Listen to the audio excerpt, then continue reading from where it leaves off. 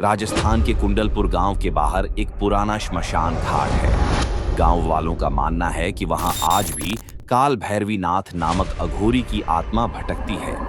कहा जाता है कि वह साधना में इतना लीन था कि उसने मृत्यु को भी पराजित कर दिया।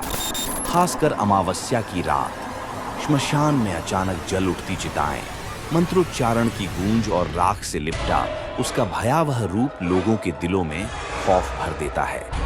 गांव के बुजुर्ग बताते हैं कि अघोरी अपनी साधना के लिए मानव खोपड़ियों और हड्डियों का प्रयोग करता था।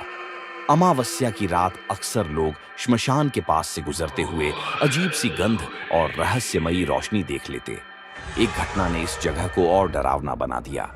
कहा जाता है कि 4 युवक साहस दिखाकर आधी रात, और वह भी अमावस्या की रात, श्मशान पहुंचे, लेकिन उनमें से सिर्फ 3 ही लौट पाए।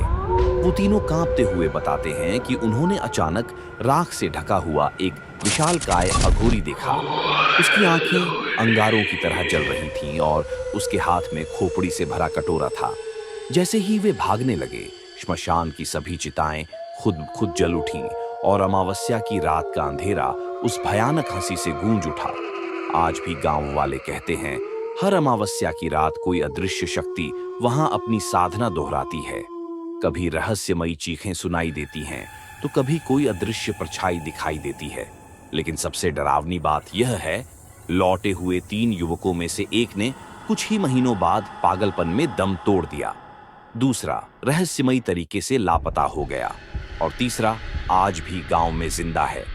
लेकिन जब भी कोई उससे पूछे कि उस अमावस्या की रात असल में क्या हुआ था, तो वह बस एक ही बात कहता है, उसे मत जगाना, वरना पूरा गांव खत्म हो जाएगा।